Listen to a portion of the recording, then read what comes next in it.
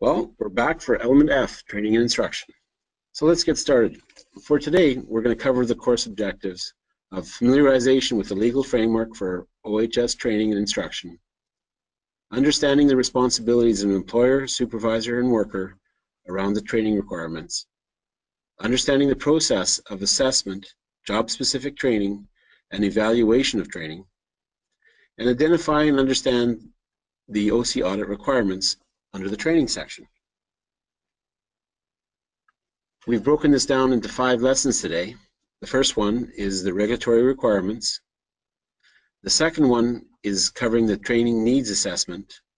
The third lesson is the new employee orientation and the required elements. Lesson number 4 is the evaluation of knowledge and understanding. And finally, the last lesson, lesson 5, is understanding the relevancy of the process to the OSSE audit requirements. So let's get started with lesson 1, regulatory requirements. These are found on the WorkSafeBC page and not under the Workers' Compensation Act or the Occupational Health and Safety Regulation. The first one that we need to cover is the general duties of employers, which is section 115, subsection 2-E. And this is to provide to the employer's workers the information, instruction, training, and supervision necessary to ensure the health and safety of those workers in carrying out their work and ensure the health and safety of other workers at the workplace. This would be people like contractors or visitors. Understand that if you have a serious incident, chances are you will get an order under the General Duty Clause. Next, we have the Joint Health and Safety Committee Education Leave section, section 135-1. It states that each member of the Safety Committee is entitled to an annual educational leave totaling 8 hours for the purposes of attending occupational health and safety training courses. This is a bit of an opportunity because a lot of companies don't take full advantage of this training, and as a result, they don't use their safety committee members to their full capacity to assist them in building things like hazard assessments and incident investigations. Lastly, I'd like to mention to you that the ruling for Joint Health and Safety Committee training will be changing in April. And with that, the Joint Health and Safety Committee will have to have an orientation of their own. So one more regulation for you to be concerned about. Moving on, in 2005, we had new worker and young worker regulation installed in our OHSR. And that's under Part 323-1, where an employer must ensure that before a young or new worker begins work at a workplace, the young or new worker is given health and safety orientation and training specific to that young or new worker's workplace duties. Also, under Section 3.23-2, it specifies the requirements of the orientation, and 3.24 talks about providing further orientation and training required to perform their work safely. Under Section 3.25 of the same regulation, specifies how the employer must document the training and keep the records. Again, this is a key part that I'd like you to understand because several employers have not completed their paperwork properly, completely, or been able to find it when required.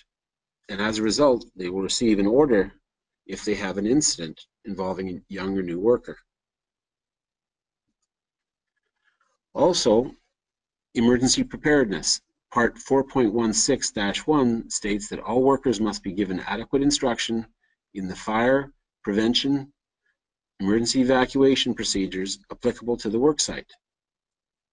Also, ergonomics or musculoskeletal injuries, Part 4.51-1, the employer must ensure that a worker who may be exposed to the risk of MSI is educated in risk identification related to the work.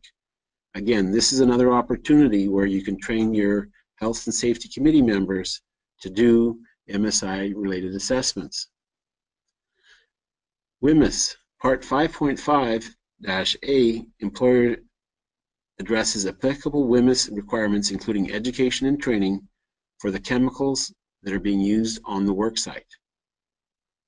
The noise control section and hearing conservation, Part 7.75B, education and training is part of the program developed by the employer to reduce hearing-related injuries and hearing loss.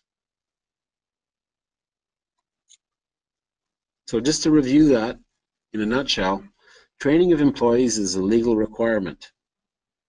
Failure to follow the training requirements can lead to injuries, claims costs, and penalties from WorkSafeBC if we don't follow through on this. So our first polling question of today is, does everyone understand the legal requirements to provide adequate training for employees? I'll give you a minute to respond.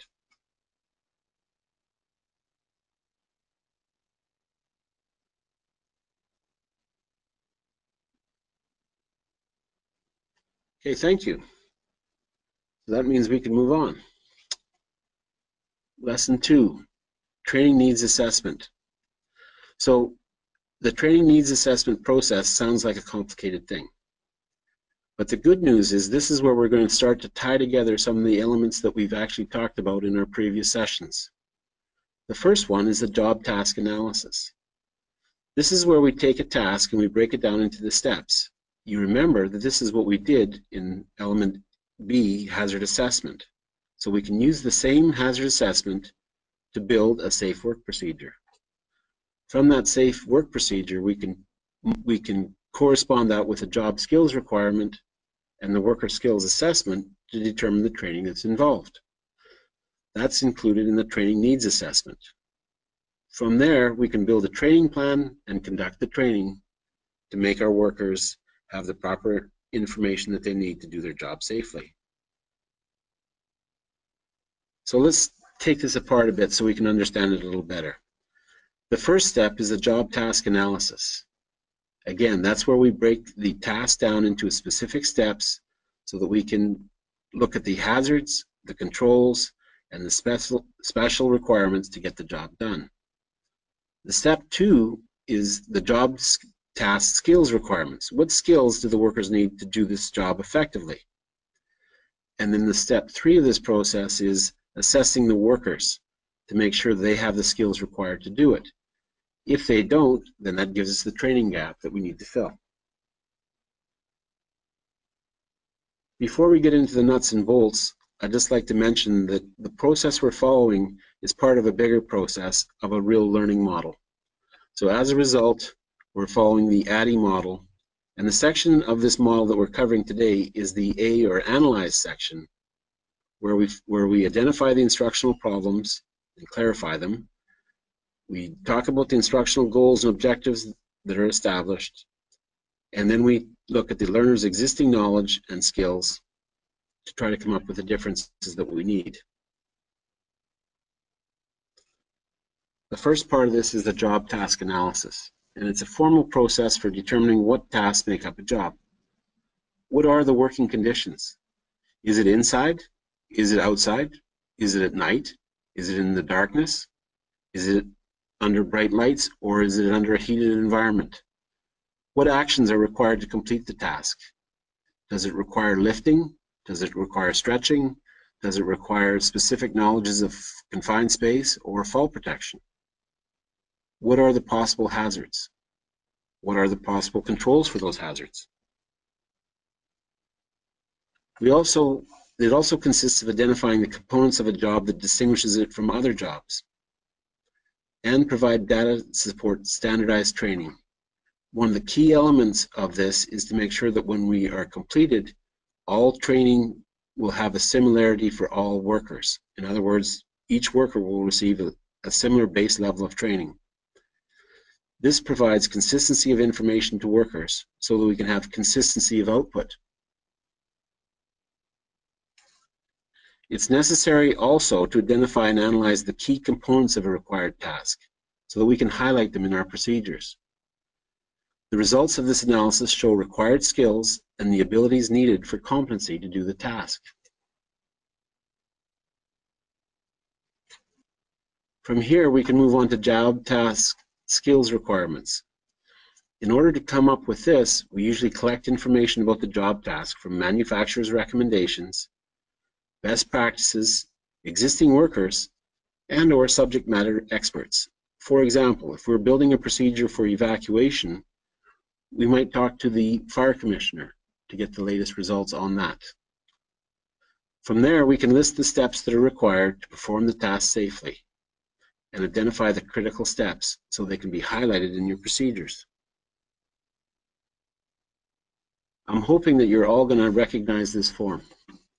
We've covered this a couple times now, and this is where things start to come together in your program.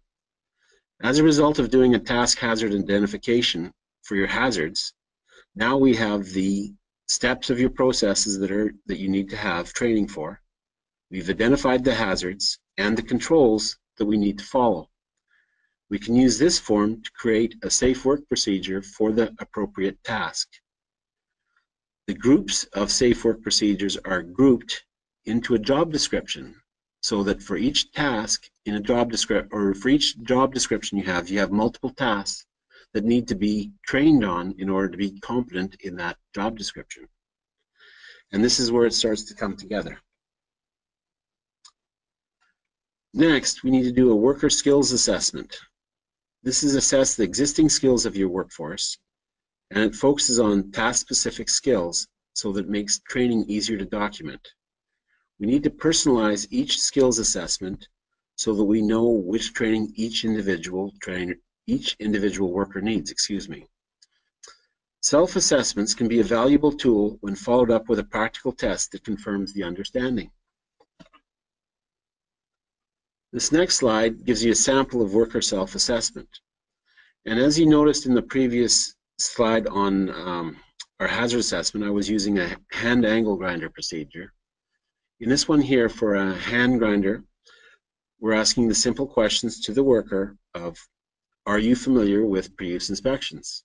And he's answered he's proficient. He feels that he's proficient. When asked with, are you familiar with hand grinder operation? He's answered that he's expert. When he's asked about WMIS understanding for the materials that he could be cutting, he has no knowledge.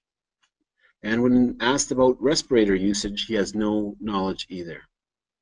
From this assessment, we can delve and come up with a possible answer that he's not as expert as he thinks he is, because he hasn't dealt with multiple materials. He also doesn't understand the hazards of cutting these other materials. So we need to evaluate our program to ensure we cover all these bases. From here, we can come up with a training needs analysis. And this is where we combine the information from the task analysis, the skills requirement, and the worker skills assessment to develop a training plan to fill the job task requirements. And as a result, we know that we can fill the holes to give you the proper training that you need. Every training plan should include the following: an explanation of the task to the worker. We need to understand that not everyone reads well.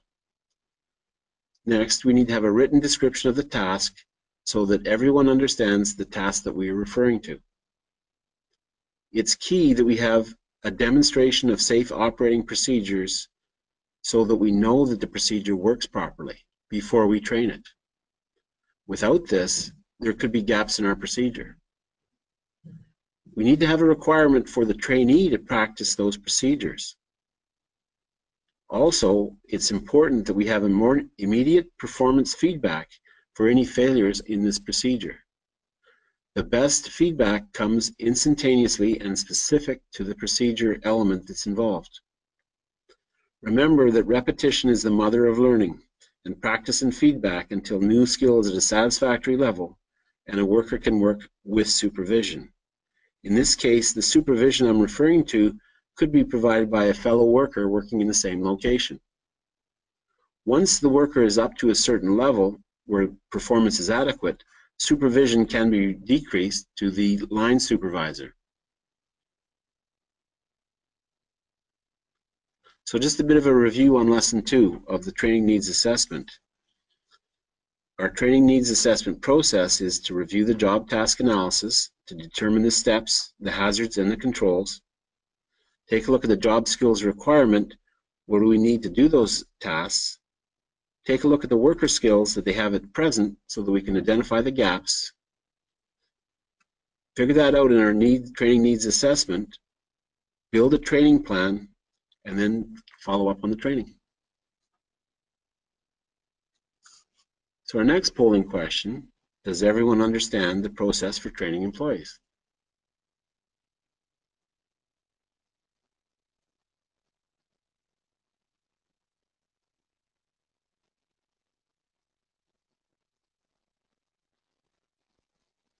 Great, that means we can move on. Next up is Lesson 3, New Employee Orientation. This is a result of new regulations that took place in 2005. We'll cover the required elements, the orientation checklist from WorkSafeBC, and where to find that orientation checklist. So let's talk about the required elements. Remember that the orientation topics covered should include all the applicable sections of WorkSafeBC New and Young Worker Form. But in addition, we should have any site-specific rules and regulations specific to your workplace, something such as cell phone usage or mobile equipment patterns. Also, we want to make sure that you cover things like working alone, site-specific to your location. Remember that this orientation should be conducted as soon as possible, preferably on the first day of hire. It's quite often I'm asked, well, what happens if I get the second day? Well, it's good to get an orientation on the second day, but remember that you've left a window of opportunity for someone to be injured on that first day. So it's very critical for you to understand that if a worker is to be injured before they've had your orientation, you'll automatically receive an order on this section of the regulations. So if you cannot provide an orientation immediately, you need to have them closely tied up or buddied with a guy that will provide his safety until that orientation can be completed. You need to also ensure that documentation is completed properly and filed. And this is another shortcoming that a lot of employers bump into, is the documentation is not completed, the date is missing, the employee name, someone's initials aren't in the form in the proper box, and as a result, they could be liable for a fine under this section. So again, before you file it, make sure the documentation is being checked to be complete. Just to give you an idea, this is a portion of the checklist, and it gives you the name and the task that you're going to talk about with your new worker. The topics are on the left of the form. The initials of the trainer are on the next box, the initials of the worker in the next box, and the comments are on the occupational health and safety section that's referenced in the follow-up document that's included with this checklist. So if the trainer needs any more information, he can look at that following document and see that section in that document. If we don't remember where to find this checklist, it can be found at the WorkSafeBC site on the website under the following link, and that will give us a section on orientation and the forms involved. It can also be found on our website, the Safety Alliance of BC, under the online learning section, so that you have that resource as well. Because this has been a topic where a lot of people have had issues and problems with the supervisory and lead hand level, we've also built a following resource to help with that difficulty. It's an online course that's free from the Safety Alliance, and it will be released next month for additional resources for the employer.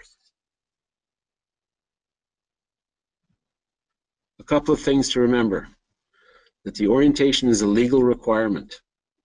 It's best to do it on the first day of hire, and you need to carefully document your training and file it in a secure location, because when you have a serious incident, it will probably be one of the first questions that WorkSafe asks you is, let's see the training documentation for this worker.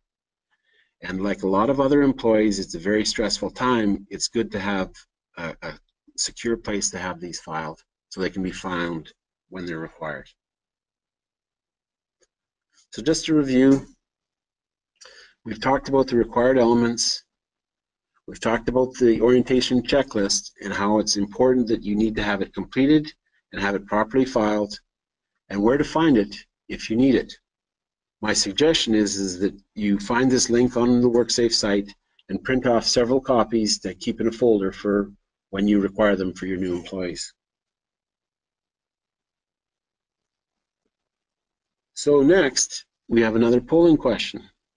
Does everyone understand where to find the orientation checklist to provide orientations to all new and young workers? I'll give you a minute to answer that.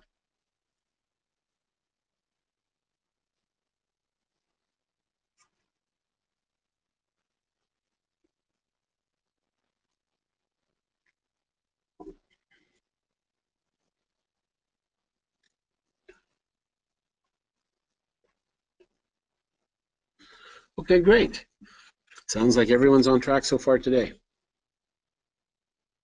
Moving on to lesson 4, evaluation of knowledge and understanding. This section we're going to cover providing ongoing training, evaluation of the training, and regular training review of the program. Okay, so the next is the ongoing training. We have to understand that this is the most important part of training, is this follow-up supervision. I need you all to understand that adequate supervision includes the following items. We need to ensure that procedures are consistent with the instruction and training that's being delivered. So we need to constantly check to make sure that we're consistent with what we've been saying we want you to do. We need to continue with follow-up training as a result of regularly scheduled observations. We need to understand that your system is going to change consistently throughout its operation, and our training program needs to follow suit. And when your system or equipment changes, our training needs to be updated as well. We need to make regular spot inspections to ensure workers understand and are following safe work procedures. And a simple example of this is watching a forklift driver. Does he have a seatbelt on? Does he look to check his blind spots before he backs up? Has he filled out his previous inspection list? These are simple things that supervisors can do regularly to check to see that the programs are working. We need to conduct informal discussions with workers to discuss any issues that arise. Remember that as we change materials and machines, that our procedures should change as well. And one of the people that is best suited to improve those procedures is the guy that works with it every day. So remember that. We need to encourage worker feedback because they are intimate with the process and they understand where things go wrong and what we need to do to correct them. Remember that we need to maintain our records of education, training, supervision for each worker, including the listed dates and the topics covered. This will provide you with due diligence, and it could be required if you have a serious incident. Evaluation. This is one of the things that we probably need to work on the most with most of our training, is having the worker explain the task. Does he understand? Have the worker demonstrate the task following the safe work procedures.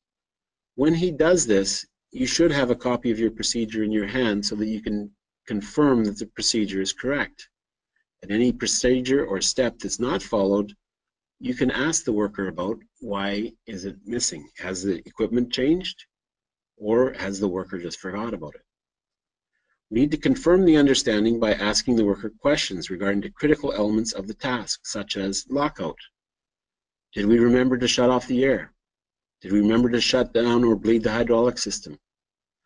How many electrical devices are involved? We need to provide feedback and correction where necessary and document the discussion. So again, you're building your due diligence.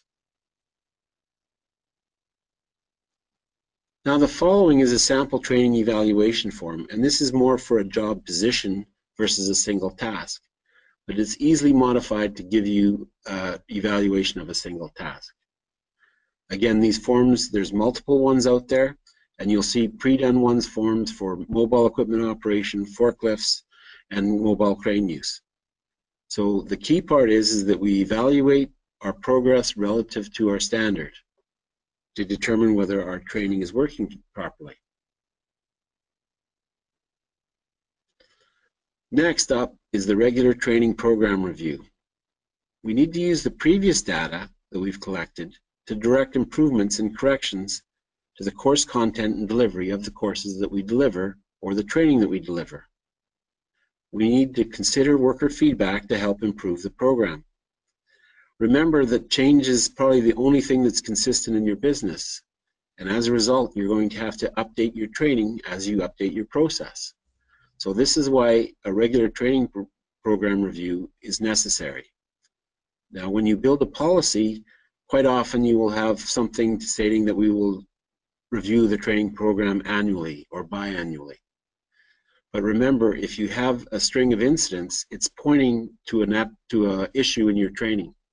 So if you have 3 forklift accidents within a 3-month period, my suggestion is to review your training program for forklifts to see what part of that needs to be improved.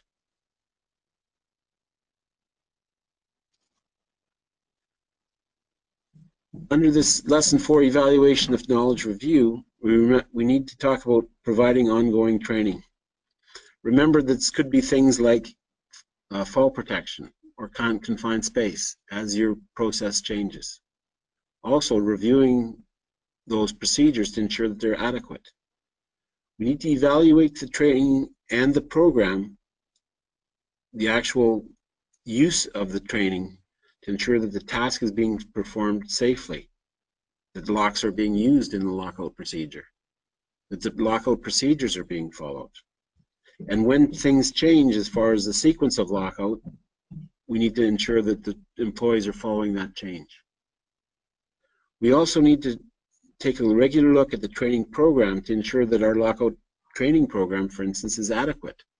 Does it cover all the new steps of the new equipment? Again, change is something that happens in every business all the time, and we can't expect our training to be static. So our next polling question, does everyone understand what the process is to confirm that the training is adequate? I'll give you a minute to answer that.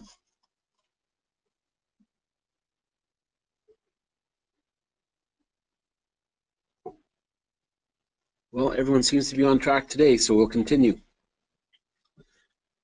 Now we're on to Lesson 5, the OSSE requirements. In order for us to get all the marks that we want on our audit, we need to make sure that we can demonstrate that we have a process for training. And included in that process is something for new employee orientation, and that it covers the specific requirements under the Act. We also need to have a record of job-specific tasks, ongoing training, competency checks, and program review. So let's get into those ones. The first one is a process. So the program includes a process to assist training needs. The program implemented must comply with the needs assessment. Again, this is the early steps that we talked about today, about having a hazard assessment, the task steps of each particular task, and the hazards and controls established. If we do that and compare that with the training needs for the skills required to do the task and the level of skills that the workers have, that will document this process for you. Next, we need to have an orientation program. The organization has a health and safety orientation program for new workers, and the program includes the essential elements. And in that, we include the instructor qualification, and generally this is not a problem. It just, we need to specify who is going to complete the orientations, that it's not one worker doing another. The training methodology to ensure that the information is covered, the measurement of the training knowledge retention, and this is easily done with a quiz a month after the employee starts, program evaluation to ensure that it's effective, and a follow-up on trainees to see how they're making out with their injury rate. In the past, new and young workers accounted for a majority of injuries within the first 6 months of their hire. If your employees are getting injured within the first 6 months of your hire, you have to understand that your orientation program might not be as airtight as it should be. The new employee orientation training includes the following components. We need to have a review of the occupational health and safety policies and procedures for the company, site-specific safety procedures required for the position that the worker is being hired for, Access to legislation and related occupational health and safety materials. How is that done? Site-specific hazards, such as mobile equipment, radio frequency rules, or things like even something as simple as a smoking policy. Site-specific other procedures for radio usage, confined space, fall protection, employee rights and responsibilities, contact information for supervisors, joint health and safety committee members. It's also very critical to make sure that we have evacuation, first aid, and emergency procedures so that the worker is clear about what to do if he is hurt or experiences an emergency or a fire, for instance. Disciplinary procedures for safety infractions. It's best if the worker understands what the disciplinary procedure is before he gets started, so there is no confusion. The orientations are provided to all new workers on their first day of employment before work commences. Again, this is something we all strive for, but it's quite often that the worker gets it on his second day because someone is missing.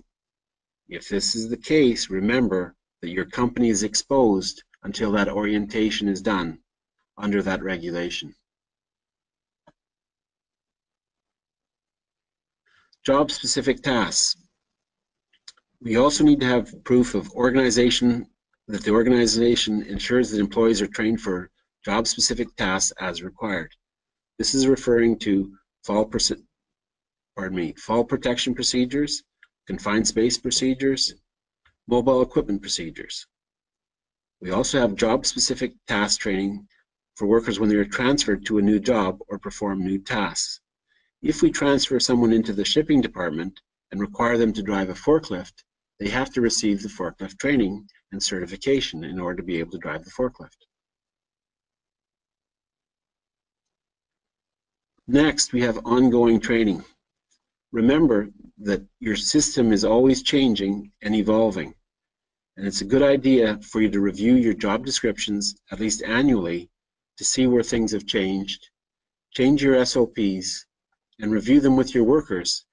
If you do it annually, that will be a good start.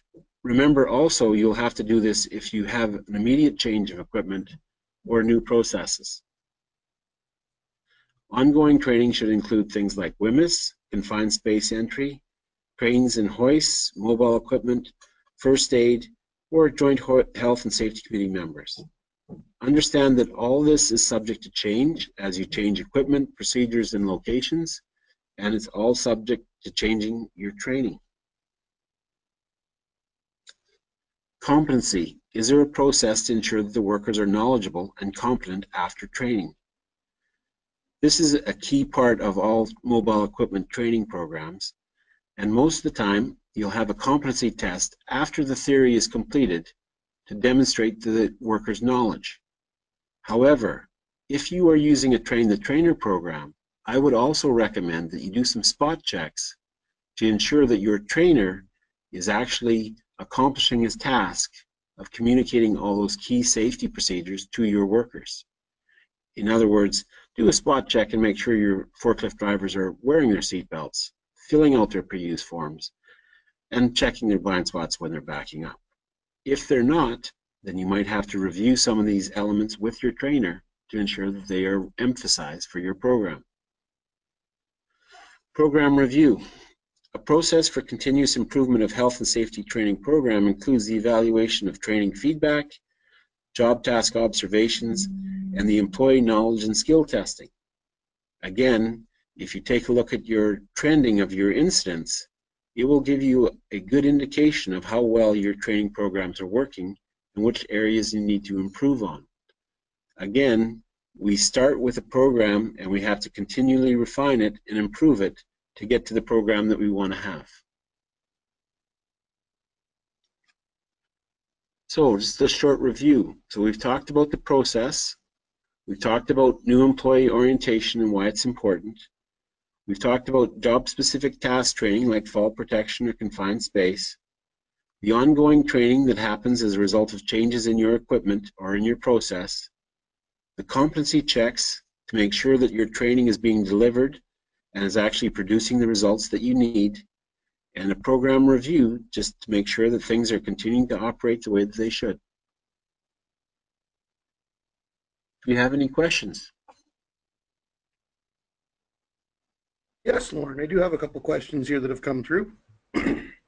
The first question, what happens if you have an employee that does not have an orientation because they were hired prior to 2005? This happens quite a bit in well-established companies because of the regulations changed in 2005. All we need to do is do a confirmation of understanding of the existing orientation. So normally what I would suggest is doing an orientation review with those employees and documenting their answers to your quiz on the orientation questions. Excellent, thank you. Another question that we have, how often do I need to check for competency? This is a really good question because competency is something that we need to be checking on a regular basis. Obviously, when we're talking about equipment, for instance, mobile equipment, part of that initial certification has a competency portion. But we need to check first to make sure that if we're using train-the-trainer programs, that those operators that we're training are receiving the proper training and they're actually following up with the site-specific safety procedures that we require. If not, we need to close the loop and close that hole in the training. Other competency checks, like our job description type training, annually is probably a good start. Excellent, thank you. Question 3 that I have here. How often do you need to complete a program review? Well, the program review probably should start with once every 1 year or once every 2 years, depending on the depth of your program. But I would suggest that if you have some kind of issue with your incidents, that you could review it sooner than that if you see a trend developing. That makes total sense. I have another one for you. What would I do when I have a new worker that tells me they don't want training because they've already taken WMIS or they already have a forklift certification? This happens quite a bit as well as employees change from employer to employer. The key part is, first question, show me the documentation. Does it meet your company standards? If the documentation does, then the minimum requirement would be for you to complete a competency check on that piece of equipment to ensure that the employee can operate the equipment to your standard. And you have diligence saying that he demonstrated it to you to move forward. Things like WMIS are a little bit different because they're site-specific. So you need to ensure that your employee is aware of the hazards of the site-specific chemicals that you have on site. So again, what training do they have, and confirm that they understand the products that you have. I have another question. Earlier in the presentation, we discussed annual educational leave for a joint health and safety committee. If I am a small employer that does not require a joint health and safety committee, do I have requirements around educational leave? If you're a small employer, you generally have a joint health and safety representative, which means you have a one-man committee. So that one person is eligible for that 8-hour leave. That makes perfect sense. Last question that I have. Do I have to use the WorkSafeBC orientation checklist, or can I use one that I've already developed for my company? You can use your own checklist without any issues, but I would suggest that you review it up against the WorkSafeBC regulation checklist to ensure that you have not missed any sections.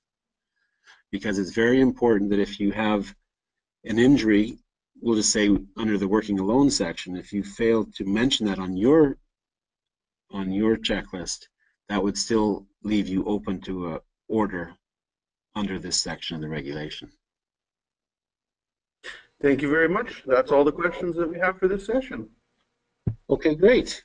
Well, I'd like to thank you all for showing up again, and I'd like to invite you back for our next webinar in 3 weeks. Have a great day.